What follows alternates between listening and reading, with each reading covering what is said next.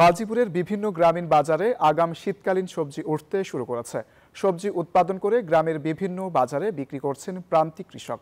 সরাসরি কৃষকের কাছ থেকে স্বল্প মূল্যে সবজি কিনতে পেরে খুশি ক্রেতারাও। জাহাঙ্গীর আলমের তথ্য ও চিত্রের ডেস্ক রিপোর্ট। গাজীপুরের বিভিন্ন গ্রামীণ সবজি বাজারের সকালের দৃশ্য এটি। ক্রেতা বিক্রেতাদের হাঁক ডাকে মুখর গ্রামীণ জনপদের বাজার। থরে থরে সাজানো হয়েছে আগাম শীতকালীন বিভিন্ন রকমের সবজি। এর মধ্যে রয়েছে লাউ শাক, বেগুন, পেঁপে, বরবটি, করলা, লাল শাক, পালং শাক, ফুলকপি, বাঁধাকপি, মূলা, শিম, টমেটো সহ বিভিন্ন প্রকার সবজি। খেতে উৎপাদিত সবজি বাজারে নিজ হাতে বিক্রি করছেন কৃষকরা। বান্ডেল থাকলে প্রতি সেনমানিতে টাকা বাঁচবে। বিকাশ সেনমানি বান্ডেল কিনে জিতুন প্রতি লেনদেনে।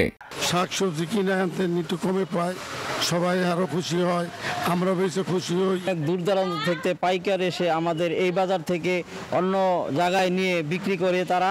আকার ভেদে লাউ বিক্রি হচ্ছে 30 থেকে 50 টাকা, বেগুন বিক্রি হচ্ছে কেজি প্রতি 60 থেকে 65 টাকা, করলা 50 থেকে 60 টাকা, ফুলকপি 25 থেকে 35 টাকা, শিম 180 থেকে 200 টাকায় বিক্রি হচ্ছে।